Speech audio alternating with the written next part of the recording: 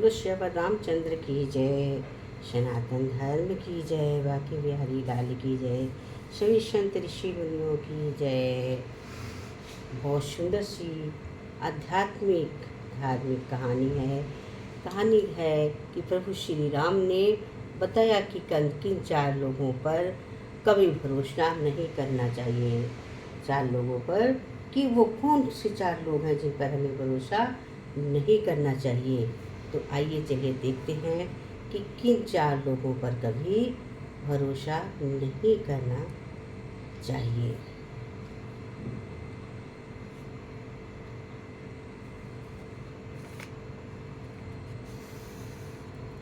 तो जय श्री कृष्णा, हरिओम।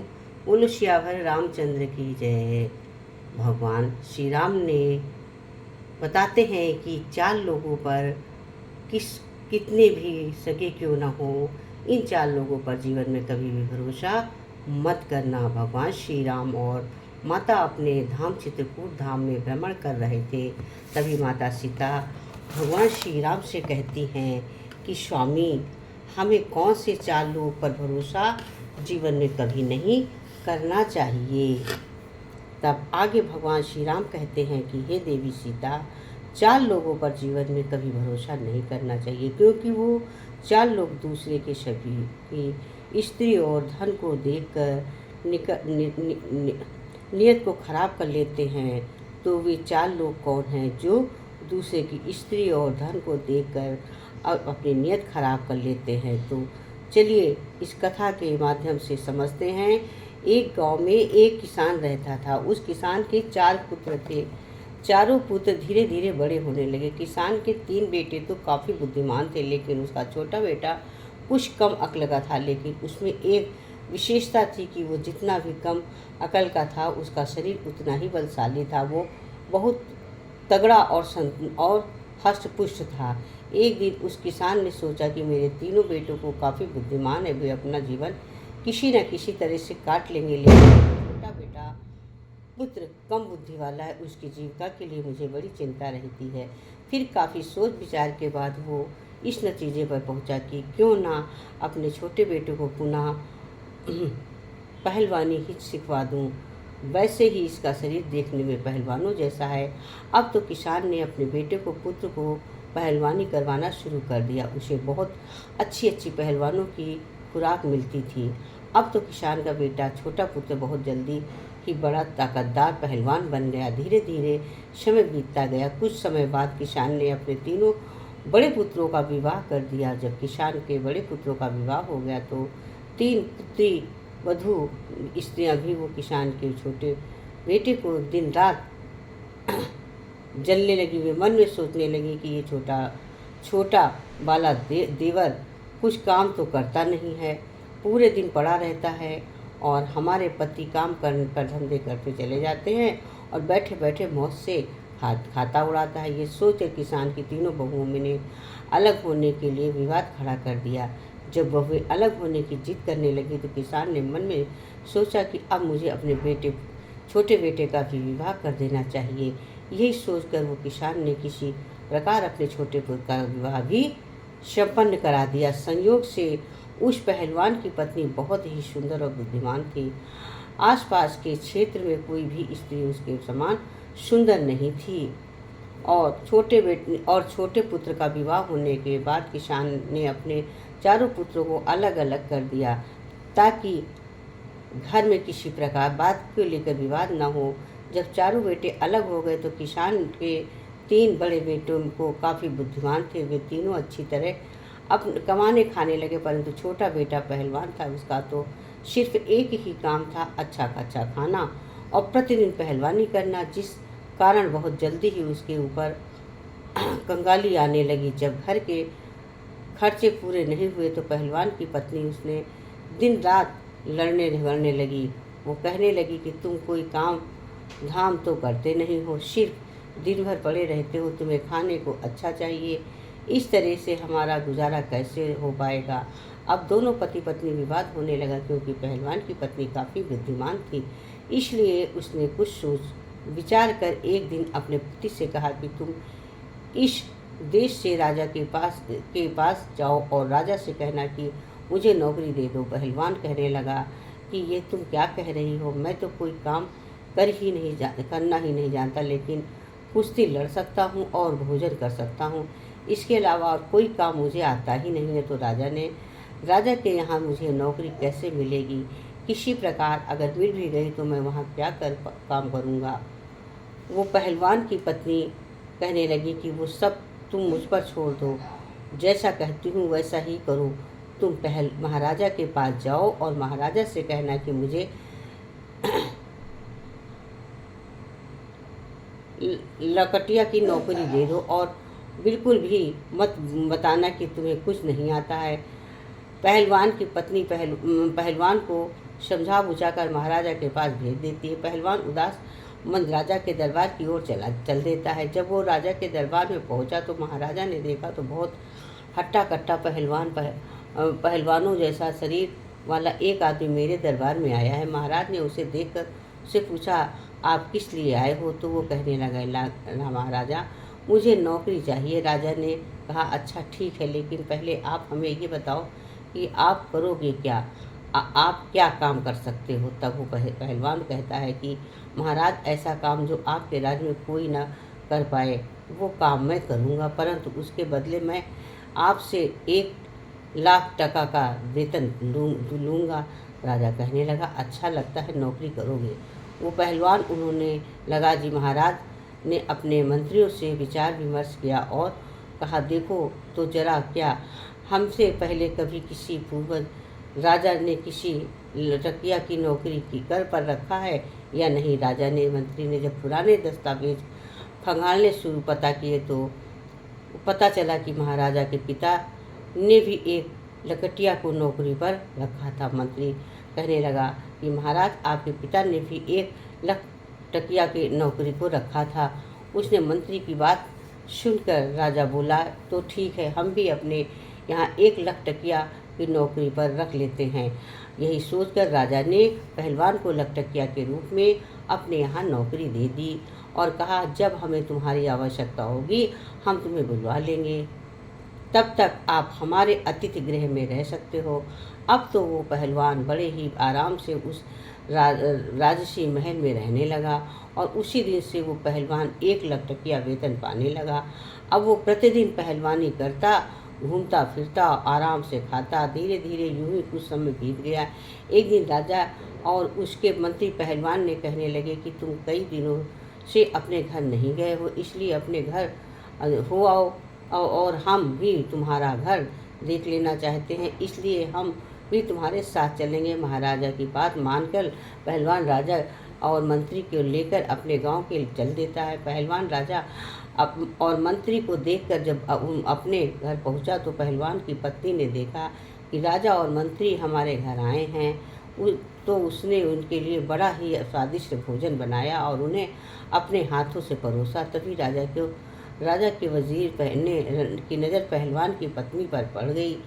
पहलवान की पत्नी को सुंदर थी, वो इतनी सुंदर थी कि रानी भी उसके सामने कुछ नहीं थी।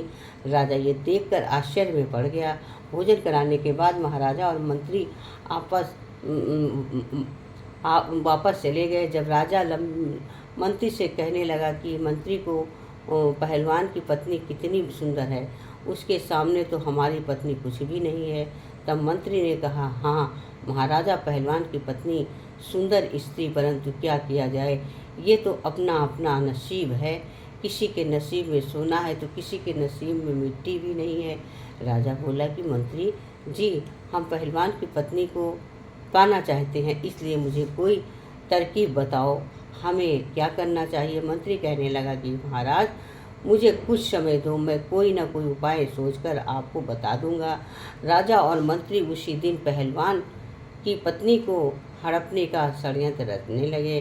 धीरे धीरे कुछ समय और बीतता गया। तभी महाराज की माँ यानी राजमाता बीमार पड़ गई। जब राजमाता बीमार पड़ गई तो महाराज ने बड़े बड़े वैद्यों को उन्हें दिखाया, परंतु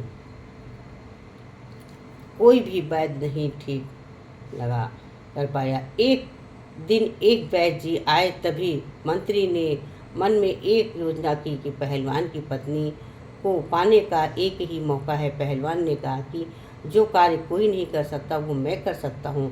आज उसे उसके ही जाल में फांसने का मौका मिला है। मंत्री ने एक षड्यंत्र रचा। जब वो अपने षड्यंत्र में पूरी तरह से संतुष्ट हो गया तब वो मंत्री उस वैद्य के पास गया और उससे बोला कि वैद्य जो, अगर आप हमारे बताए अनुसार राजमाता का इलाज करोगे तो मैं आपको 500 स्वर्ण मुद्राएं दूंगा। 500 स्वर्ण मुद्राओं की बात सुनकर वैद्य के मन में लालच आ गया। वो बोला कि बताइए मंत्री, मुझे क्या करना होगा।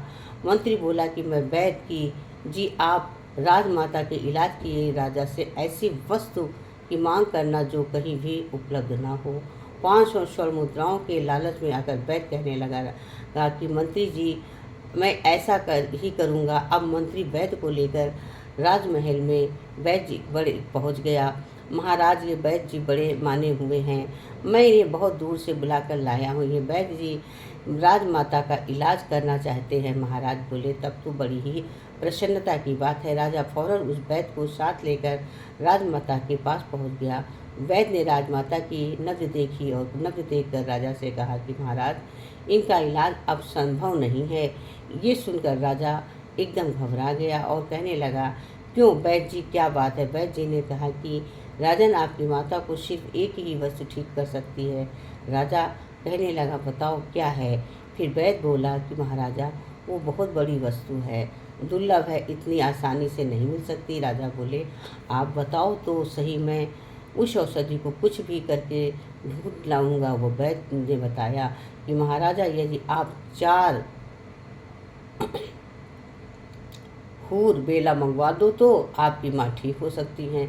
4 हूर बेला को मंगवाकर आप उनका तेल निकलवाएं और उस तेल की मालिश राजमाता के शरीर पर करवाएं तो राजमाता बहुत जल्द स्वस्थ हो जाएंगी। वैद्य की बात सुनकर राजा मन में विचार करने लगा कि हमें अवश्य ही उसी हूर बेला जलाकर ही मंगवाना चाहिए। फिर राजा ने पूछा कि वो कहाँ मिलता है। वैद्य कहने लगा कि महाराजा, हूर बेला हिमालय के जंगलों में मिलता है। राजा ने कहा, ठीक है वैद्य जी, तब तक हमारी माता का इलाज करें। हम अभी दरबार जाकर किसी हूर बेला लाने के लिए बोल भेजता हूँ। दरबार में आकर महाराज ने अपने समस्त सभासदों, मंत्रियों और सेनापतियों को बुलाया और उनसे कहा कि कोई ऐसा योद्धा है जो हूर बेला नाम का जानवर ला सके।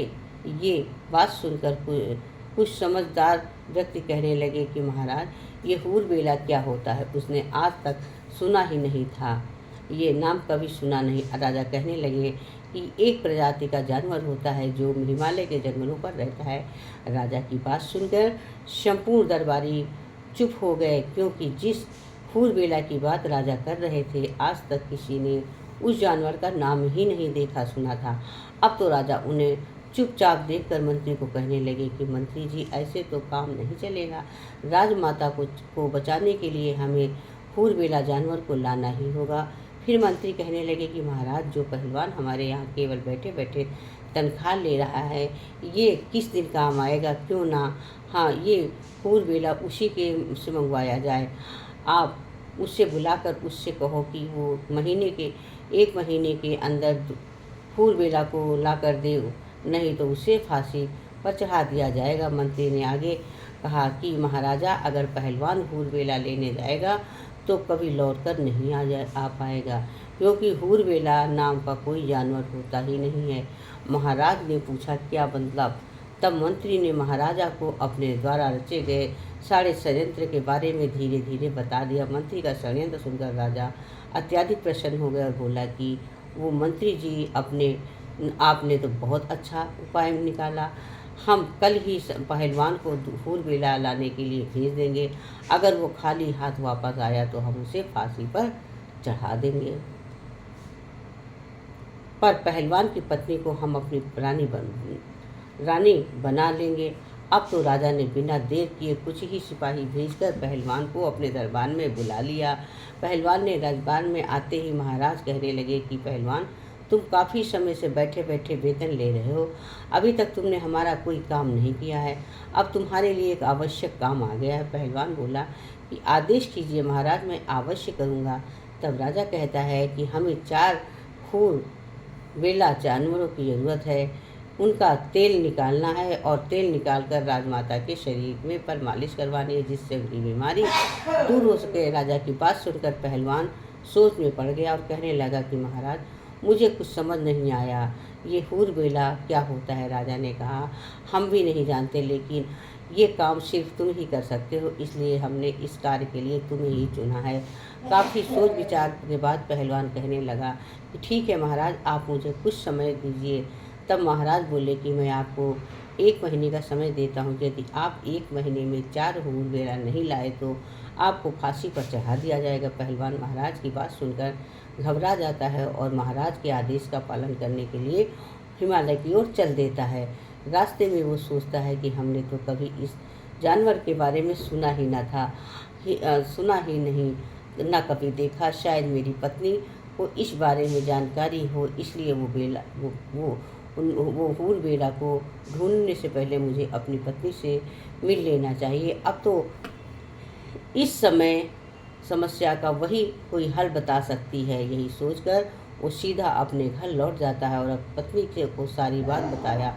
पहलवान की पत्नी ने जब सारी बात सुनी तो उसने मन में विचार किया कि ऐसा तो कोई जानवर होता ही नहीं, शायद महाराजा ने मेरे पति के लिए कोई षड्यंत्र तो नहीं रच रखा है। बहुत सोच विचार करने के बाद बोली कि ठीक है, तुम्हें महाराज ने 1 माह का समय दिया है। मेरे मायके में बहुत ही हूर बेला मिलते हैं। तुम ऐसा करो कि मेरे मायके चले जाओ और वहीं पर रहना। जब तक मैं खबर ना भेजूं तब तक वापस मत आना। अपने भाइयों को कहकर हर बेला मंगवा दूंगी। ये बात सुनकर पहलवान खुश हो गया और अपनी ससुराल चला जाता है और वहीं आराम से रहने लगा। इधर पहलवान की पत्नी ने सोचा कि राजा अवश्य ही मेरे पति को ढूंढते हुए यहाँ तक आ जाएगा। अपने सारी परिस्थितियों को पहले ही समझते हैं और आंगन में 100 हाथ गहरा एक कुआं खुदवा दिया और उसके ऊपर एक कच्चे धागे की चारपाई बुनकर उसके ऊपर डाल दी और उस चारपाई के ऊपर अच्छे से मखमली बिस्तर लगा दिया। उधर राजा ने सोचा कि यही सही मौका है, पहलवान के घर चलकर उसकी पत्नी से उसके प्रेम का इजहार कर लेना चाहिए। पहलवान के दरवाजे पहुंचकर राजा ने दरवाज़ा खटकाया और आवाज़ लगाई। पहलवान की पत्नी ने आकर दरवाज़ा खोला। द्वार पर राजा को देखकर वो कहने लगी, महाराजा, आप इस समय मेरे पति घर पर नहीं है, इसलिए आप बाहर ही विराजिए, मैं आपके लिए भोजन पानी लेकर आती हूँ। राजा कहने लगा, अरे नहीं नहीं, मैं बाहर क्या करूँगा, मैं भी आपके साथ अंदर ही चलता हूँ। पहलवान की पत्नी को अपने जाल में फंसाने की नियत से राजा कहने लगा कि हे सुंदरी, लगता है पहलवान आपको अच्छे से नहीं रखता है। अरे वो आपको क्या अच्छे से रखेगा, वो तो खुद दूसरों की नौकरी करता है। अगर तुम हमारे महलों की रानी होती तो तुम्हारी ज़िंदगी कितनी खूबसूरत होती। राजा के मुख से जब इस तरह की मीठी मीठी बातें पहलवान की पत्नी ने सुनी तो वो समझ गई कि राजा की नीयत खराब है, इसलिए अब मुझे सबक सिखाना चाहिए। पहलवान की पत्नी ने राजा से कहा कि आइए महाराज, अंदर आइए। और आप ठीक कह रहे हैं, पहलवान किसी भी तरह से मेरे योग्य नहीं है। अब मैं उसको छोड़ दूंगी और राजा से मैं आपके साथ ही रहूंगी। राजा उसकी बातों में आ गया और उसके साथ अंदर चला जाता है। घर के आंगन में पहलवान की पत्नी ने जो कच्चे सूत की पलंग बनाकर कुएं के ऊपर बिछा दी थी, उसके ऊपर मखमल की चादर रखी थी। उसी चारपाई की ओर इशारा करते हुए पहलवान की पत्नी ने राजा से कहा कि महाराजा, आप इस चारपाई पर बैठिए, मैं अभी आई। जैसे ही राजा उस चारपाई पर बैठता है तो कच्चे धागे से बुनी चारपाई टूट जाती है और राजा सीधे कुएं में गिर जाता है और उसके बहुत चोटें आ जाती हैं। महाराजा के कुएं में गिरते ही पहलवान की पत्नी जोर जोर से हंसने लगती है और कहती है कि महाराजा, अब आप कुएं के अंदर ही अपना राजपाट चलाइए। ये सुनकर महाराजा सोचने लगा कि ये क्या हुआ, अब तो फंस गया। इधर महाराजा नीचे गिर जाते हैं और पहलवान बड़े आराम से अपनी ससुराल में रहकर समय गुजार रहा था। तब 3-4 दिन हो गए और राजा जब अपने दरबार नहीं पहुंचा तो मंत्री विचार करने लगा कि महाराजा को क्या हुआ। महाराजा काफ़ी दिन से पहलवान की पत्नी के पास गए हैं, ना जाने वहाँ क्या कर रहे हों, मुझे भी चलकर देखना चाहिए। ऐसा विचार करके मंत्री भी पहलवान के घर की ओर चल देता है। मंत्री पहलवान के द्वार पर पहुँच जाता है और आवाज़ लगाई तो पहलवान की पत्नी बाहर आती है और बाहर आकर देखा तो राजा के मंत्री जी खड़े हैं। वो बोली कि कहिए मंत्री जी, कैसे आना हुआ। मंत्री कहने लगा कि मैं महाराजा के मिलने के आया हूँ, वो 4 दिन से आपके यहाँ ही रह रहे हैं। इस पर पहलवान की पत्नी बोली कि वो तो उसी दिन लौट गए थे जिस दिन यहाँ आए थे। ये सुनकर मंत्री सोचता है कि अच्छा हुआ महाराजा यहाँ नहीं है, अब मैं इससे अपने दिल की बात कह दूँगा। ये सोचकर मंत्री कहने लगा कि मैं इसलिए आया हूँ कि तुमको बता दूँ कि देखो पहलवान तो अब मर ही जाएगा, वो जीवित नहीं रहेगा, जबकि वो हिमालय के जंगलों में गया है। तुम यहाँ अकेले कहाँ रहोगी, इसलिए तुम मेरे साथ चलो, मैं आपको महाराजा के महल में ले चलूँगा। पहलवान की पत्नी ने जब मंत्री की बात सुनी तो वो मंत्री जी के इरादे समझ गई।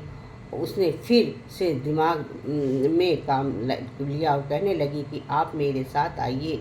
इस प्रकार पहलवान की पत्नी मंत्री को बुलाकर अंदर ले गई और उसी खाट पर मंत्री को बैठने के लिए कहा जिस पर कच्चा सूत लगा हुआ था। मंत्री जैसे ही खाट पर बैठता है एकदम से कुएं में अंदर गिर पड़ा और सीधा राजा के ऊपर जा गिरा। मंत्री को राजा देखकर कहने लगा, मंत्री जी तुम यहाँ कैसे। तब मंत्री जी ने कहा, महाराजा आप यहाँ कैसे। राजा ने जवाब दिया, मैं पहलवान की पत्नी की खुशामद में हूँ, जब तुम आ गया तो मैं और भी अच्छा हुआ। इस प्रकार राजा और मंत्री कुएं के अंदर फंस जाते हैं। 2-4 दिन बाद बीतने पर राजा और सेनापति विचार किया कि राजा को ढूंढने के लिए मंत्री जी पहलवान के घर गया था, लौट कर नहीं आया है। क्या हुआ, मुझे भी चलकर देखना चाहिए, उसके साथ आखिर क्या हुआ है।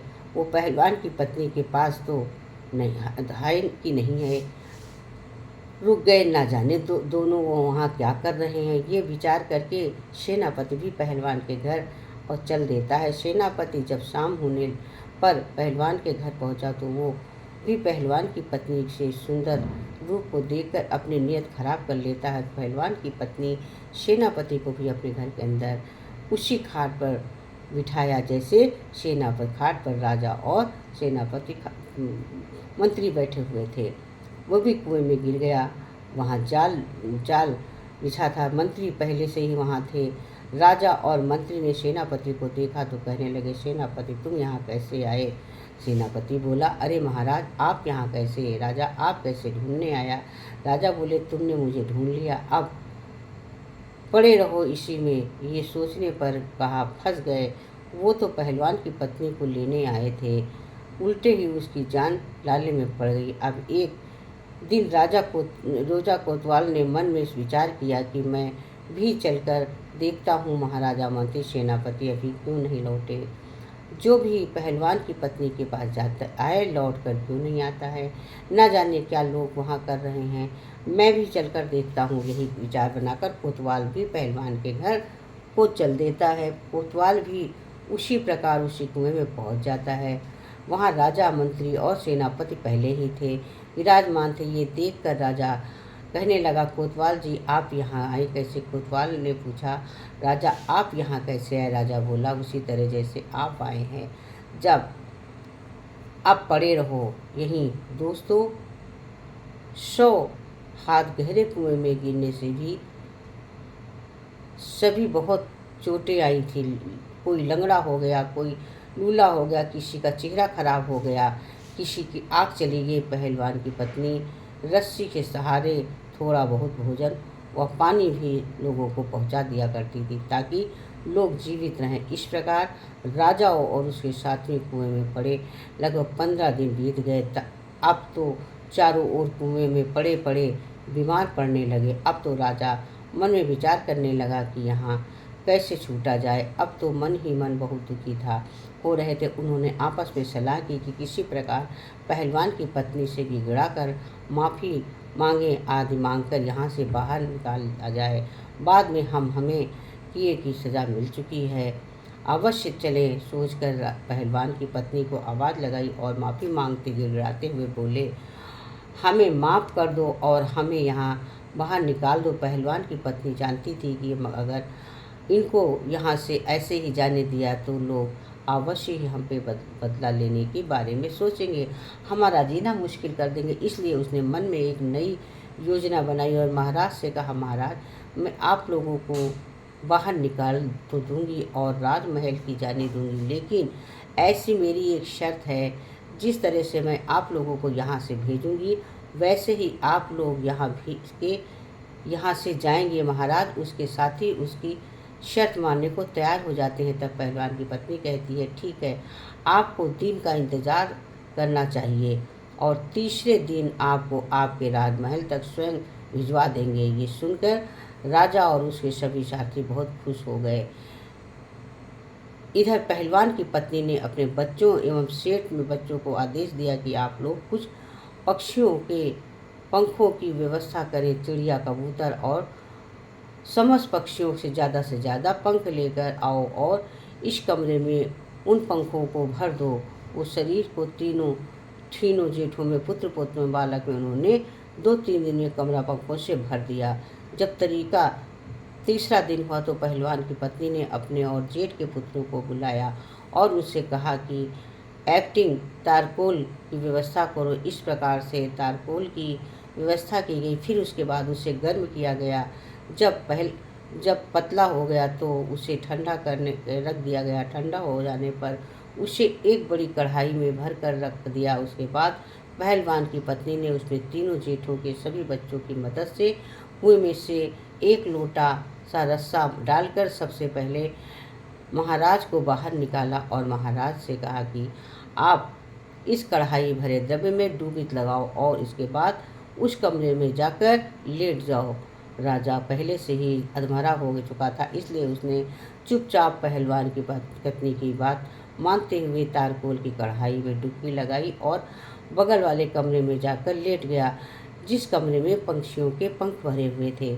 शरीर पर तारकोल होने के कारण जैसे पक्षियों के पंख कमरे में लेटा, उसके पूरे शरीर में पंख चिपक गए। इसी प्रकार एक एक करके चारों को कुएं से निकाला और तारकोल में लिटा के, स्नान करा के, पंख पे लिटाकर कमरे में भेजकर लिटा दिया। चारों को तारकोल से डुबकी लगाने के कारण पहले से ही काले हो गए और अब तो उसके शरीर पर पक्षियों के पंख चिपक गए। अब वे एक एक करके अजीब प्राणी की तरह दिखने लगे। कुएं में गिरने के कारण पहले ही चोटिल हो गए थे और इतने दिनों तक कुएं के में बंद रहने की वजह से उनका स्वास्थ्य भी खराब हो गया था, जिस कारण वो कोई प्रतिरोध करने की स्थिति में नहीं थे। लेकिन मन में सोच रहे थे कि एक बार यहाँ से छूटकर राजमहल तक पहुँच जाएं। इसके बाद इस पहलवान की पत्नी को ऐसा सबक सिखाएंगे कि जिंदगी भर याद करेगी। इधर पहलवान की पत्नी ने अपने मायके खबर भिजवाकर अपने पति को भी वापस बुला लिया। पहलवान जब वापस आया तो उसकी पत्नी ने कहा, देखो मैंने 4 खूरबेला जानवरों की व्यवस्था कर दी है। चारों खूरबेला अंदर कमरे में बैठे हैं। पहलवान ने देखा कि कमरे में बड़े ही विचित्र प्रकार के 4 जानवर बैठे हैं। वे देखने को इंसान बैठे लगे, लेकिन उनका शरीर काला था और पूरे शरीर पर तरह तरह के रंग बिरंगे पंख लगे थे। उन चारों प्राणियों को देखकर पहलवान बड़ा ही प्रसन्न होता है। पहलवान की पत्नी बोली, आप इन्हें रस्सी में बांधकर राजमहल ले जाएं। वैसे तो ये बड़े ही सीधे साधे हैं, चुपचाप चले जाएंगे, लेकिन यदि इनमें से कोई रास्ते में उत्पात करे तो उनकी पिटाई के लिए एक मोटा डंडा भी लिए रहना। पहलवान प्रसन्न होकर चारों के गले में रस्सी का फंदा डालकर लेकर राजमहल की ओर चल देता है और अपने हाथ में एक मोटा सा डंडा लेता है। बेचारे पहले से ही लंगड़े हो चुके थे, उसकी हालत भी खराब थी और ऊपर से पहलवान से डंडा खाने का भी डर था। इसलिए वे चारों चुपचाप राजमहल की ओर चल देते हैं। पैदल चलते हुए पहलवान उन्हें लेकर राजमहल पहुंचा। तब तक की शाम हो गई थी। पहलवान सोचने लगा कि अब तो शाम हो गई है, राम महाराज भी अपने शयन कक्ष में चले गए होंगे, इसलिए कल सुबह ही इन्हें महाराज के सामने पेश करूंगा। यही सोचकर पहलवान उन चारों को कोठरी में बंद कर देता है और स्वयं जाकर सो जाता है। अब राजा, मंत्री, कुलाल और सेनापति विचार करने लगे कि यदि सुबह पहलवान ने हमें दरबार से पेश कर दिया तो फिर महारानी हमारा तेल निकलवा लेगी, क्योंकि उन्हें भी राजमाता को ठीक कराने की शीघ्रता है। राजपुरोहित, कल ही हमारा तेल निकल जाएगा, अर्थात हमारी मृत्यु निश्चित है। यदि किसी तरह हम पहचाने गए तो संपूर्ण नगर में हमारी हंसी हो जाएगी, इसलिए जल्दी कोई उपाय कीजिए। तभी अचानक राजा कहने लगे कि इस कोठरी में एक गुप्त सुरंग हमारे शयन कक्ष तक जाती है। आप लोग ऐसा कीजिए, इस पत्थर को उठाइए और मुझे उस सुरंग में उतार दीजिए। उन चारों ने जोर से लगाकर पत्थर उठाया और राजा को सुरंग से नीचे उतार दिया। राजा सुरंग के माध्यम से अपने शयन कक्ष में पहुंच जाते हैं। राजा ने महल में जाकर आवाज़ लगाई और महल में से जब रानी निकल कर देखा तो राजा को देखकर वो एकदम से घबरा गई, क्योंकि राजा का तो विचित्र रूप था और उसके शरीर पर पंख भी लगे हुए थे। ऐसा जानकर आदमी उसके आज तक देखा। रानी चीख पड़ी। रानी की आवाज़ सुनकर नौकर, चाकर, दासियाँ, सब सैनिक इकट्ठे हो जाते हैं। इतने मिलकर महाराजा की बहुत पिटाई की। वे कहने लगे, मारो मारो, हाँ, जाने कौन जानवर यहाँ घुस आया है। राजा चिल्ला चिल्ला कर कह रहे थे कि मुझे मत मारो, महाराज हूँ। लेकिन वहाँ राजा की कौन बात सुनता। पीटने के बाद राजा का आवाज़ रानी पहचान लेती है। तब रानी ने सभी दासियों से को कमरे से बाहर निकाल कर राजा को पूछा कि यदि आप महाराज हैं तो फिर आपके साथ ये क्या हुआ। उसने सारा हुलिया बता दिया। तब राजा बोला, पहले शांत हो जाओ और चुपचाप मुझे स्नान करा लो कर चलो और घोड़े से मिट्टी का तेल की व्यवस्था करो। मुझे जल्दी जल्दी उस मिट्टी के तेल से स्नान कराओ। रानी अपने नौकर से कहकर मिट्टी का तेल मंगवाया और राजा को उस मिट्टी के तेल से स्नान कराया, जिससे राजा के शरीर से तारकोल था वो छूट गया और राजा अपने वास्तविक रूप में आ जाता है। तब राजा रात को आराम से अपने महल में सो जाता है और सुबह शाही कपड़े पहनकर दरबार में आकर बैठ जाता है। इधर अब सवेरा हो जाता है और पहलवान जानता है कि वो सबसे पहले कोठरी में जाता है जिसमें उसे रात को चारों हूर बिठाए थे, कैद किए थे।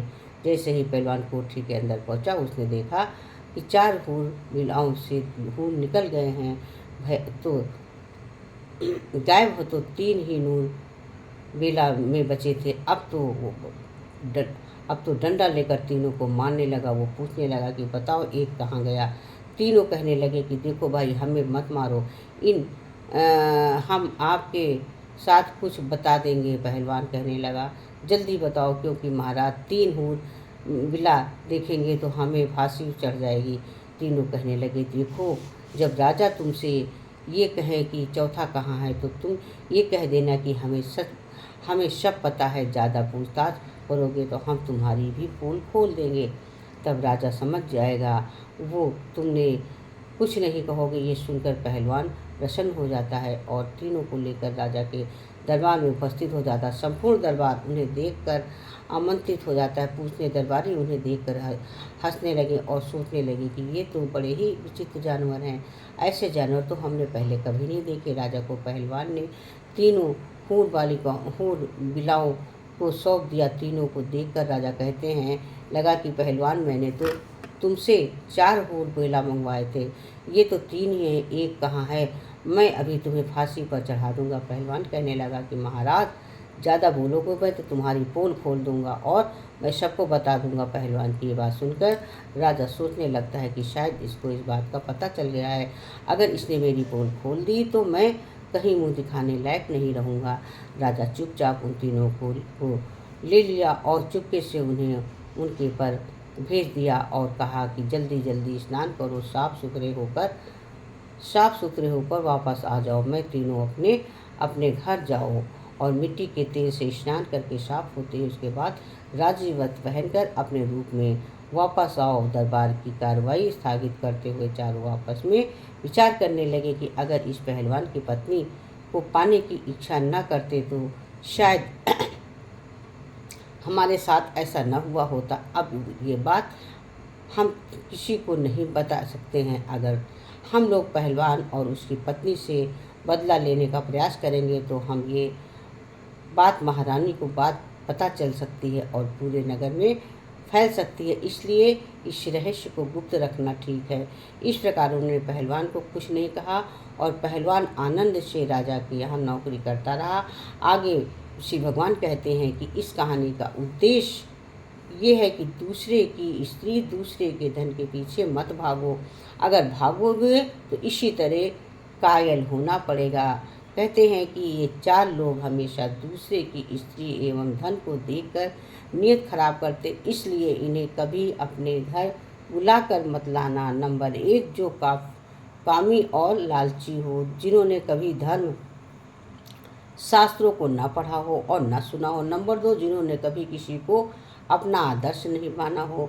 नंबर 3, जो धर्म से अज्ञानी हो। नंबर 4, जिसका मन चंचल है, जिन्हें ईश्वर का भय नहीं होता है। ऐसे लोग हमेशा दूसरी स्त्री और दूसरे के धन को देखकर नीयत खराब करते हैं। तो दोस्तों, कहानी के बारे में आपकी क्या कमेंट है, अवश्य बताइएगा। और कहानी पसंद आए तो हमें एक लाइक ज़रूर करिएगा, क्योंकि आपकी एक लाइक हमारे लिए बहुत मूल्यवान होती है, हमारा बहुत कैरियर बनाती, इसलिए एक लाइक अवश्य करिएगा।